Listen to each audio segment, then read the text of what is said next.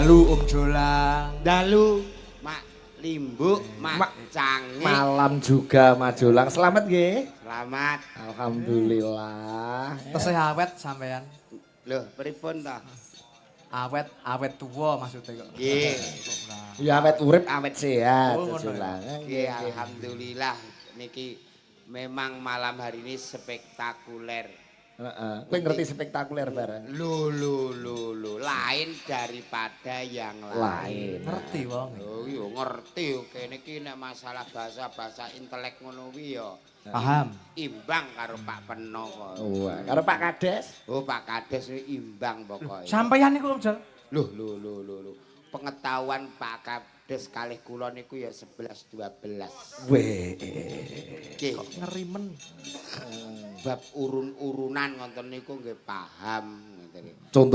Contone bengi iki urunan sedekah bumi kanggo merti desa, kanggo ngresiki awak lan desane rohani dan jasmani pun dilestarini dalu punika. Nggih. Dalange loro. Dalang loro ora iso piye ya. Dalang loro iki mau tak delok wah padha ramene padha pintere ngono kaya do golek pasaran dhewe-dhewe. Mas, aku terus ngono tak bisiki Mas Awang kok ngarep. Ayo bapakmu uncali mercon. Kok malah uncali mercon sentimen karo aku kowe. Ayo jenenge anak karo bapak itulah karya yang dipadukan supaya menjadi satu wujud yang menjadikan cermin abadi lestari budaya. Om Jal. Dalu niki kula panjenengan sowan wonten ing Terban nanti kula kudus niki. Leres. Niki dicarane sedekah bumi. Sampean ngaturi napa? Teng dalu niki ngaturi napa sampean? Ngaturi apa to wong aku rene iki golek-golek kok. Ora, maksudnya sampean iki didekake rene gitu. Sampean wis munggah panggung dadi bintang tamu. Sampean iki ndongake napa? Maksudnya ndongake. Ndongake warga kene apa? Ndongake warga niki. Lah iki sing aku mamang kuwi. Kok iso? Lah aku ndonga nggo awakku dhewe remandi ndongake piyayi kene. Iya. Lah nek dongaku mandi ora ngalah kluyuran nututi sampean wong loro. Ning omah ya Allah kula njaluk dhuwit prok. Ya Allah kula njaluk. Kok ya istine melu manungku muja hastawa lestari widodo warga mriki seger waras. Amin. Seger ora waras ya ora penak. Waras ora seger ya ora penak. Mulane iki ana sasi apit utawa sasi sela. Ben ora keseselan barang sing ala. Iki mau selo. Apa tegese mau? Ben ora keseselan barang sing ala. Selo iki beda karo seli. Lho, sik. Nek selo ben ora keseselan Barang sing ala. Lah nek seli. Seli niku apa iki? kesele ora ming sekali mergo apa mewujudkan acara hari ini supaya lancar. Niku persiapannya sudah 1 tahun yang lalu. Kula niku dikandani tanggal niki bulan niki jam niki pun tahun dik wingi saderenge jenengan dikabari niku. Sampean iki Lho pun dikabari. Sementing sampean sik Mas nek dalang no wah mungkin nomor loro. Kula sik dikabari. sampean dikabari mriki kon dadi bintang tamu. Nggih niku kula sik nek jenengan karo Pak Sigit niku dikabari wis engko lah cedak-cedak dina ngoten. Tapi nek masalah duit kula dereng jenengan pun. Nek masalah duitmu sing nggawa aku. Oh, ngoten ta? Nadyan sing digabari kowe dhisik aku keri ning perkara duit sing nampa aku dhisik. Lah ngene iki lho, ngene iki. Menange bapak karo anak ngene iki. Anak ape wani piye bapak nggawa duwite ngene ya. Roh ae. Sing penting iki kamu harus tetap semangat ben kaya ayahmu. Siap. Ayahmu kuwi Bapak kok ayah. Ayah yo ngono. Kuwi Allah. Allah ya. Jadi berkarya itu tidak ada tingkatan. Ketika kita di panggung dengan siapa, di situ kita harus berperan profesional. Oke, siap. Ngono lho. Dadi lurah ya lurah. Dadi engko nak lurah iki nek wis ning gone warga, ya sedulure warga ngono. Nek ning kantor nembe Pak Lurah ngono. Dadi saiki karo bapakmu musuhana. Lho. Kowe malah lambemu malah ngongkon uju-uju elek. Lho, maksudnya musuhi di dalam iki lho karakter. Wow. Ngono senengane curigaan. Iku sing nggawa kono, Cak. Nggih pun sampean rasa semulang Om Jol. Tanggal 13 kula arep mayang melih. Alhamdulillah. Teng Jambean. Nggih. Jambian gitu. Nggih, enten bintang tamune Om Jol. Enten nggih. Enten. Lah kula kepareng derek. Loh, mboten bintang tamune Andik TB ngenjing teng Jambean Kidul. Lah aku kok mbok kandhani iki nyapa? Mbok menawa nusul apa piye? Jare arep nyengkuyung to sampean iki ora konsisten Mas aku ora. Aku terus maksudmu mbok kandhani aku mbok kon dodol ngono. Ya aku ngandani bintang tamune Andik TB kok ya. Muga-muga Andi TB masuk angin. Iki nyetel lho wonge. Nyetel ya lah ora patek wedi yo. Wah, ya ora apa-apa, ben padha rasa kula tanggal 13 wis ana jadwal kiambak teng Monas. Sampean ki Alhamdulillah. arep dagel ning Monas. Ditanggap sinten sampean ngono? Ngecet. Oh alah. Tak kira tanggapan dagel ning kono apa? Ya ora jenenge nyambut gawe iki aku terok Pak Supeno apa ae dicandak sing penting yang terbaik untuk warga karena saya warga segala-galanya ngoten. Luar biasa. Alhamdulillah bengi iki dagelan munggah dipapak karo perahu layar. Karo apa? Karo perahu layar. Nah, Winginane dagelan munggah papak mbek bendusa do mlayu kok, Pak. aja. Pak Lurah wis luar biasa. Panggonan sakmene iki kok iso bek didelok ning streaming dipirsani kok streaming niku pirsani saka walah masuk sirah-sirah tok awake ning ndi awake ra ketok do klamben. Sakmene kae iso madhep rene kabeh. Ya madhep rene wong wayange ning kene. Nika mergo antusias pentas spektakuler panjenengan karo Mas Wangsit. Iya. Walah iki bakale tapi apik anake. Jloki regane setahun ngarep ben awakmu tok. Ngono ya, Jar. Carane Piye? regane duni sithik ngono ae. Duni sithik pun regane padha mbek Pak Sikit tapi kula mbontot kok ngomah. Ngono kene panitia wis sampean ae Mas ngono. Rombongan bontot koma ya apik. Ya ora apa-apa. Kene ana Pak Wanto jangake tewel ngono. Walah. Wis ora apa duduk kok omah matur suwun Pak Wanto. Tewel utah-utah godhok kaya nyuwili ngono. Kanthi jenenge teng mriki niku Pak Sikit pun makaping-kaping mulane jenengan bengi niki niku diarani spektakuler itu memang lain daripada yang lain. Oh, ngoten. Walah direhab sedaya. Dari gamelan, dari semuanya. Walah wis ngeri-ngeri pokoke. Kula mriko sret bali desane wau. Walah. Gazebone gedhe anyar. Aku ora ngendhok gazebo karek kerdus-kerdus tok gemletakan. Ora Lho, ki mau ana isine. ana isine apane wong aku rono blas. Sing ning pinggir cedak lawang. Ana wis iki cedak lawang sing loro tak buka ya bener ana isine. Lah iya Karek sego separo terus karo balung tok lho. Sobek, Jo. Iki lah kanca-kanca delalae mriki wae terus disusuli ya. Weh, iya. Nggih tetep niku wau disusulke kula Pak iki. Yes. Ora apa-apa ning kene iki mesti kopen kok Le. Kopen. Sinden ngantek tasih bek jajan sembarang kene. Presindene tanjake ya, Ja. Matur suwun nggih. Presiden Kang pundi Pak iki? Kawiwitan saking Mbak Imro'atul Ima Firdaus menika. Wah, sinden iki gene angger ning keterban kok ora ndang medun kudu pipis ning tebunan kono, Cah. Lah piye? Ha ke angger ndek wingi ning bakonan aja kudu-kudu pipis terus iki ning tebunan kok ora nek kuwatir kesogrok ngono mbak piye. Iya. Kok ning tebunan kok ora ana sing medun belas kula enteni ning guri kelir kok ora ana sing pamitan ngono. Iya. Sinden guri tebunan. Sesuk nuwun sewu Pak Lurah nek guri kelir iki tebune kuning-kuning ngapunten lho Pak. Nggih. Lah napa? Lah nggih lemu angger nyene do mriku. Bek nggih. Sing pundi Pak Igit? Mbak Ima nomor 2 dari pinggir kene. Kene. Dalu nika Mbak Ima. Mriki Ibu Ima. Kene. Allahumma sholli wa sallim ala Sayyidina Maulana Muhammadin.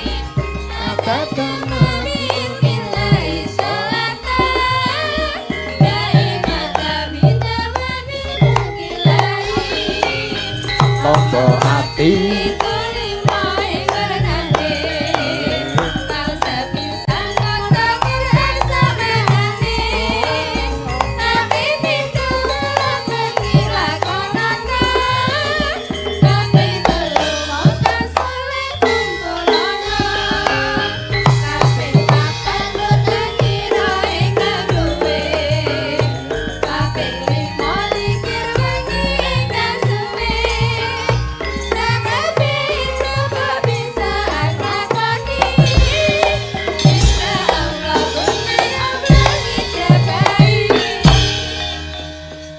Sugeng dalu Mbak Imroatul Iman. Nggih, sugeng dalu. Malam, Bu Mbak Ima. Limbo. Selamat malam Mbak Limbo.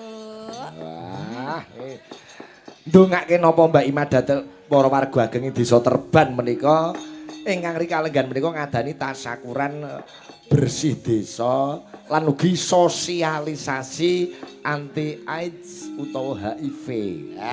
Niku sore perwakilan saking Puskesmas Jegula pun sosialisasi supaya terhindar dari penyakit AIDS dan HIV, jangan berganti-ganti pasangan, jaga kebersihan. Jadi ben golek pasangan kaya bat nyamuk kae masih hubung-hubungan ning dadi siji. Nggih. Nah, Doanipun Mbak Ima. Nggih, mugi-mugi masyarakat Terban Jekulo Kudus menika tansah pinaringan ayem tentrem bagya mulya. Amin. Rezeki ingkang kathah lan ugi barokah. Amin. Amin. Ugi matur nuwun kalian kanca-kanca Cakraningrat Fans Club CFC. Mas Utomo sore apa wis rawuh ning pondokan nyepakke ubo rampe. Matur nuwun Pak Eko saking Rembang, Pak Kasmani nggih sami rawuh. Tansah nyengkuyung Cakraningrat. Nggih, sembah nuwun. Ugi Mbak Ira matur nuwun sampun kirim-kirim jajan buat emak-emak sinden. Emak-emak apa ibu-ibu ya? Mbak-mbak sinden. Saking sinten? Mbak Ira Taiwan. Oh, Mbak Ira Taiwan nggih sembah nuwun, Mbak Ira. Matur nuwun. Kok Taiwan rene nggo jajan iki para mambu to. Ya enggak lah, ya kirim uang dulu baru dibeliin jajan di sini gitu. Alah nek apa to ngamu ora ngarep dijajake. Ucapamu muni jajake paling ya nggo nyaru utang kuwi. Ora lah aku lho wujude jajan sak kresek wisan kok. Endi to? Sak kresek gedhi kok. Endi to? Lah kuwi. Juk. Alah.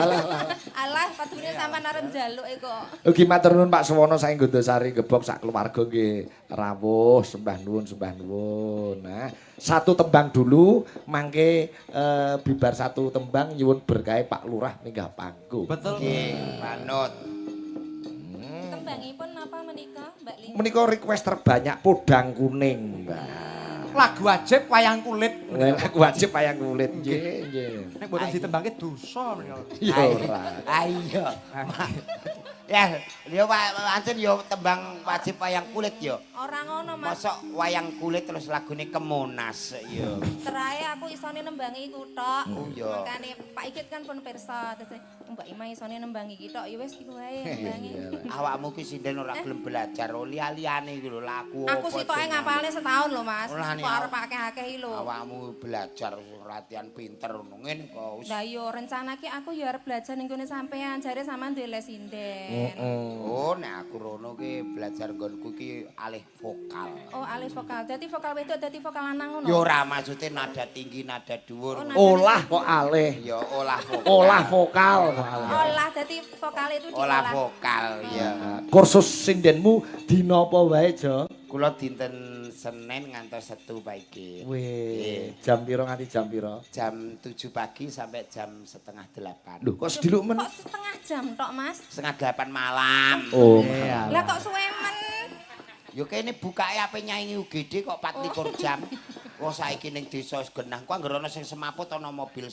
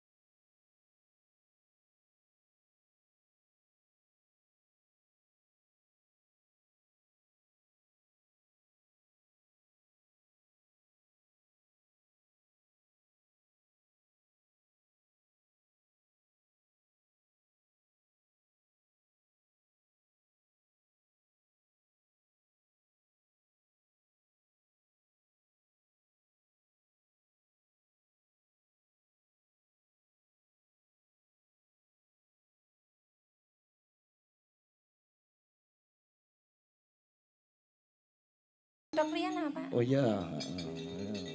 Bapake grogi. Nanung. Nadyan wujute mung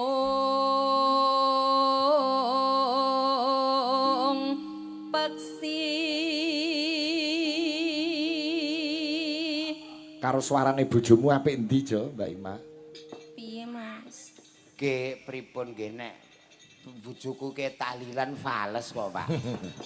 Ora tau padha mbek kancane. Nembang berarti elek berarti. Nembange malah belas, tapi nek nembang mares-mares kaya mares Bang Mekar ngono kok iso padha. Mares PKK. Mares PKK Apal. padha apal.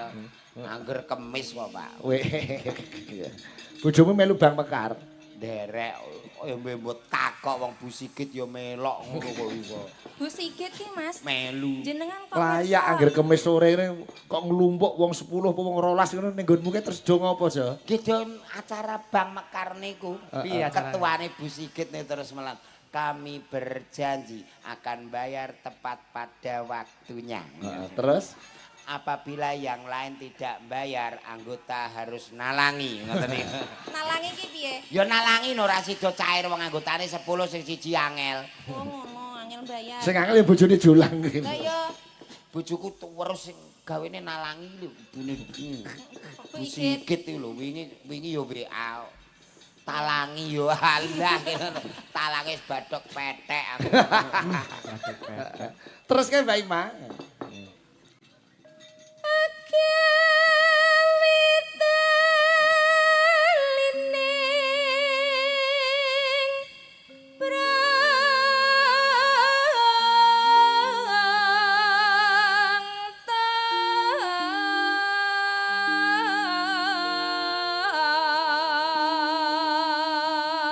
Mbak Ima ora ijen dikancani. Mbak Lilis jajere. Wah, ndek iki. Wah, Apa Jol kok wah-wah Jol? apik-apik Mas. Ngono Jol. Nah, mriki Mbak geser. Lilis.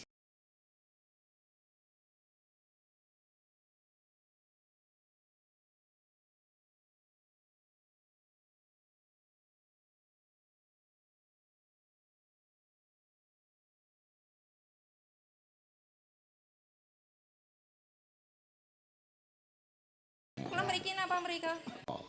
Waduh, Sah. Piye? Aku milih endi, Cah? Endi? Wah, milih sing anyar ki lho, Pak Igit. Aja milih aku, Mas. Lah nyopo? Dadi Awakmu keberatan to dadi bojoku keberatan apa piye? Wong rai ki mesti mbok pertimbangke wong wedok ya aja nyawang rai, sing penting lho. Apa? Lho nek aku ya ora, Mas. Apa? Rai ya dhuwit. Lho iki jenenge wong wedok blokoh ya ngene iki. Rai ki nek wis dadi bojone wong sing dienggo kan gak raine to, Mbak.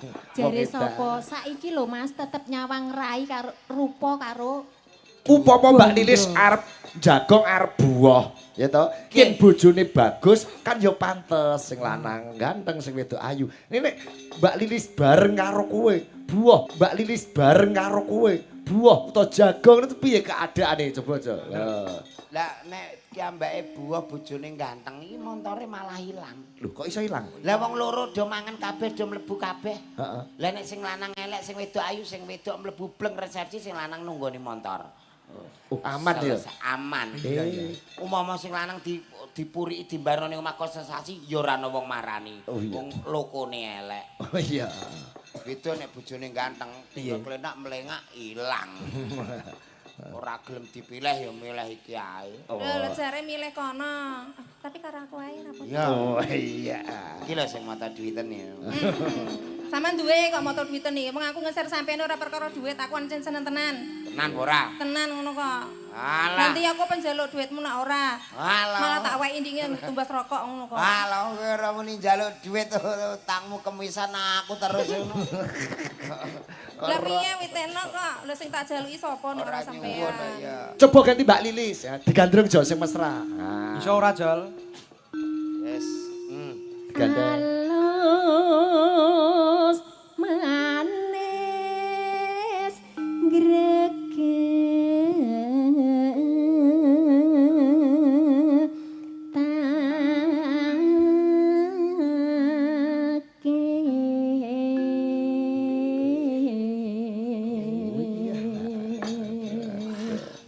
cara Apa? cara kudus kondang rokok ki mbakone paling apek ya iki. Mbakone Mbak Lilis Kok kuwi. paling apek lho. Paling apek iki mbako sing paling larang. Super. super. Kuwi Mas ya sak jumput kae nek diworo sak gudang. Gudang iki mah dadi apek kabeh. Lah nek mbakone Mbak Ima. Lah iki ketoke mbakone wah lah. Iki kebaceken Pak Igit. Kakean banyu. Oh. Pancen ya wingi pirang-pirang dina kudanan kok, Mas. Harus dikolaborasi ben wangi kabeh, ben apek kabeh. Nek perkara mbako iki enak sing apek. Iya. ngoten. Ning dinggon ngono. Coba Mbak Ima ganti Masa mbak. nggonku gak apek to, Mas? Ora. ya? Yo. Kene, nduk rene. Mas. Ya apa? Ndek sonten wau kan ana acara pelepasan manuk.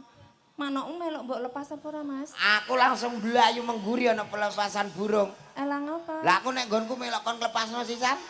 Lah iki nggone kanca-kanca dilepas kabeh kok mang kok. Aku ora.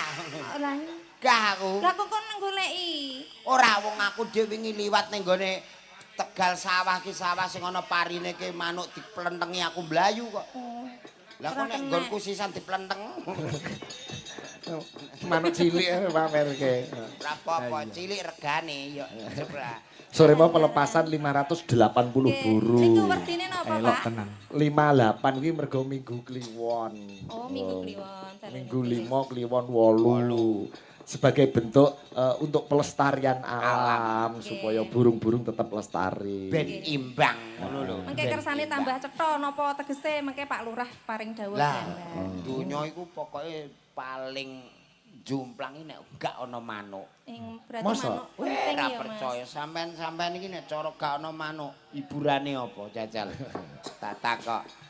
Oh ya, aku mulai sing tak goleki ya manuk. Lah iya. Iya. Ya, Manuk. Iya iya.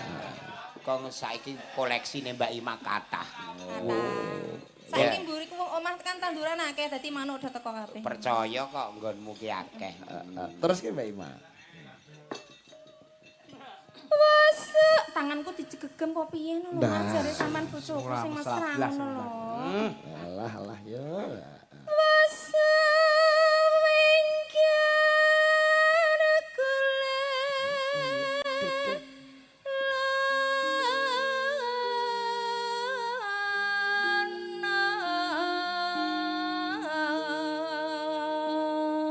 Walah, umpama bojoku ngene ngono Pak Igit. Piye? Karo mau suarane apik sapa Mas? Ya apik awakmu. Nek bodine. Wah, bodine ya apik awakmu. Nggonku saiki sak kintal kurang 2 kilo.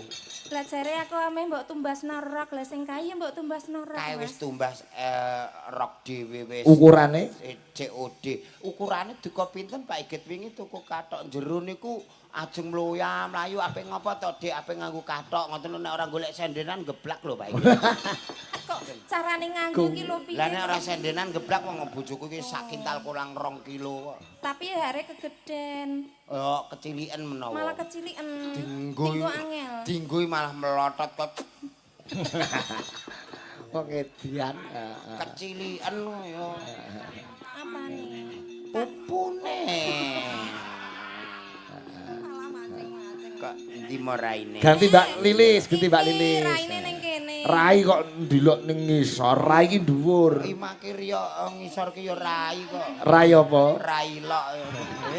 Mas Jolong niki senengane sing digoleki sing railok niki Aku wong biyen asal usulku kok ngisor kok nduk aku aja ngantek lali asal usul kok. Alasane ono. Iya. Nano.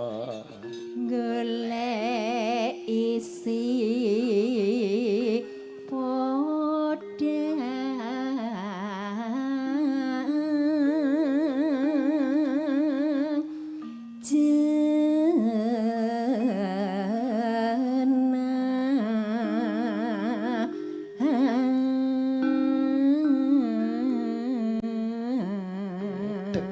Kejaba pesinden Mbak Lilis menika juragan mebel kayu jati. Alhamdulillah. Meja kursi sing ning pendopo kae ya saka nggone Mbak Lilis. Oh, anu utangan ta.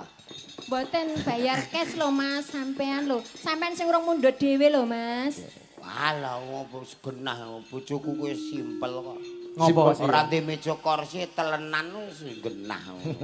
Duh, tapi iki contoh sing apik Pak Sigit. Napa dadi seniman iki duwe bisnis sampingan. Kaya Om Jolang iki gak ada bisnis ya Om ya? Nggih. Sampai Nadianto dagelan pelawak kondang kok isih kober duwe bisnis iki bisnis napa to Om jane Om?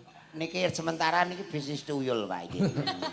Kok iso bisnis tuyul? Duka wingenane payu telu karekan loro terus kondalan mendem buak sisan ngono bangkrut. Kok ya. Terus dadi kene dodol tuyul kok bangkrut. lah piye wong mendeman kok ya. Tuyule nakal. Tuyul kok ngombene apa kawa-kawa. Kondalan masuk angin jare Pak iki ora dirambut. Ibu bunga hatiku.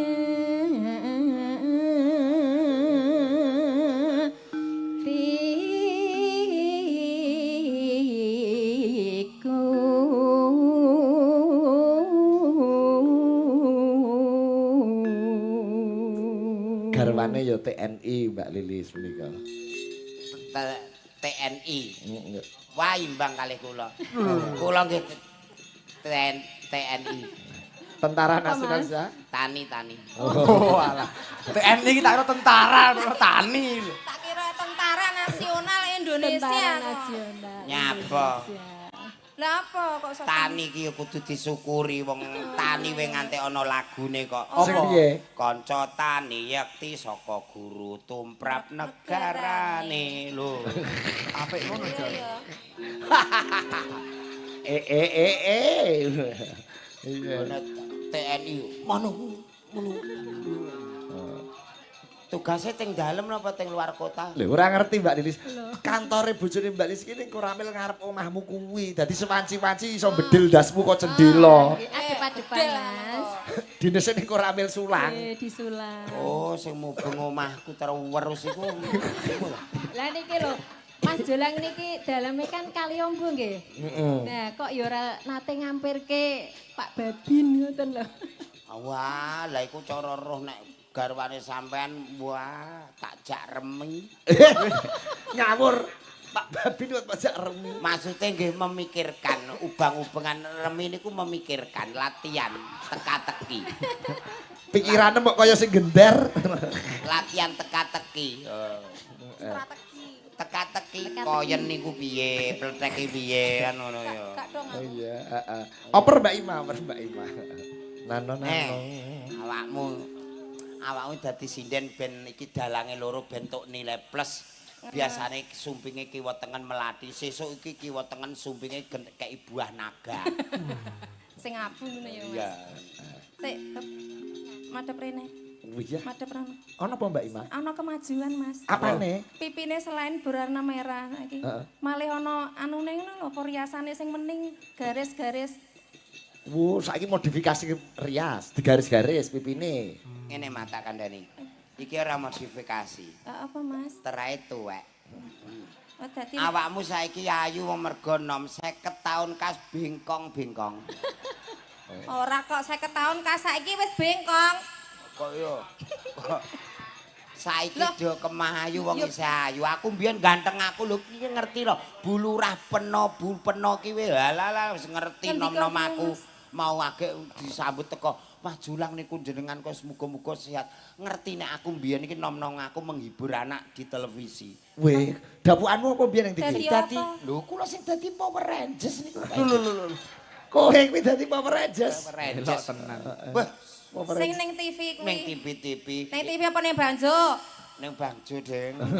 Tapi jarene sampean bar syuting sinetron ndek iki. Nggih. Tak golek dek ora ono. Alah nika Main kok sinetron apa, Sinetron sing judule Kena Azab nika. Kowe dapuk apa? Dadi mayat Pak iki. Mayit. Apik ngono, cocok ngono gitu.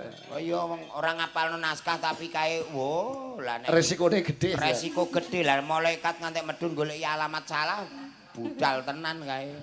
Entekke Mbak Ima. Nyanding madhepe rene lho. Iya. Nyanding bisa nyanding kan jejer ngene to, Mas. Ngene iki ora sah iri bayar tak kandhani, Bro. Masa? Alah. Urusan keri. Alah, angger bar nyanding ngene iki engko WA. Engko totalan ya, Mas. 300 terus es dicorek jret ngono. Oh, dolar. Kowe duwe piye? Napa? Kowe duwe duit kok. Lah iki agek golek. Ning penonton, sing penonton dereng patiya paham. Om Jolang niku nadyanto teng dhuwur panggung kita kok mak sinden. Nek karo bojone setiane ra umum. Kula seksine dhewe. Tenan niku, kula nadolan teng mall, ngerti Om Jolang karo bojone. Teng pundi-pundi gandeng leres saestu Mas Git. Teng pundi-pundi mesra ya. Mesra banget karo bojone. Heeh, nggih, mlebu ning toko tas digandeng. Toko sepatu Digandeng. Luar mesra biasa. banget nadyan dulu mek neng ngisor karo bojone setia. Digandeng terus ning jero mall. Lah witekne lho digandengi kenapa sampean pirsa ora? Kenapa ta? Nek diumbarke iki njupuk sembarang dengah. Bojoku ki bingungan tak kandhani. Bingungan piye? Bojoku bingungan tau ape munggah ning lantai 3. Munggah ning lantai 3 iki sing ditumpaki ki lip medun. Lah terus sore ngene to. Naik eskalator. Eskalator to. Munggah medun Terus sikile mlebu iya mulane bojoku ku gak roh tulisan. Ora roh tulisan. Ladies and gentlemen ngono kuwe mlebu bleng kamar mandi kok. ora roh tulisan apa buta, Mas? Blas ora roh tulisan Inggris. Nyanding. Wingi malah terakhir tak jak blonjo ning srengenge malah parane. Srengenge ngendi? Kok srengenge lho? Matahari. Oh iya. Iya, matahari. Urek glosok-glosok. Lah napa? Golek godhong jeruk ngono kok. Belanja godhong jeruk ini mau. Lah witekne golek godhong jeruk kok ning Wong bojone dagelan kondang kok. godhong jeruk itu adanya di Giant. Ora ana, saiki ning mall kudu ana. Mall luas. Entake, Mas. Ya. Nyanding bisa dadi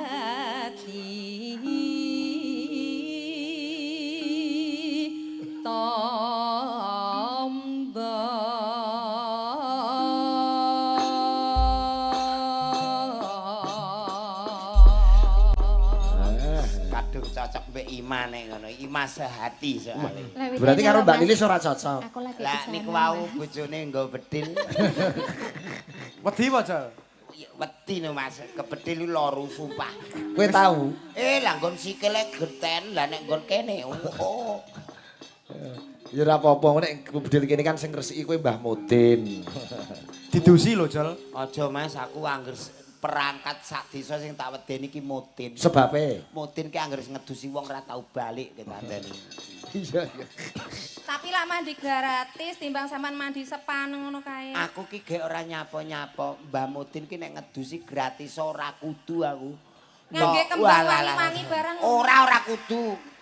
Lah piye to? Angger didusi terus do gak balik sing ning omah do repot malah do talilan. Do tangisan ya, Mas. Oh, podangku ning jauh digarap tayub ya, Ja? Iki. Ah, buka saking bonang. Digarap tayub polos. Engko bar iki lagi nyuwun berkahe Pak Peno. Ayo Mas, buka bonang, Mas.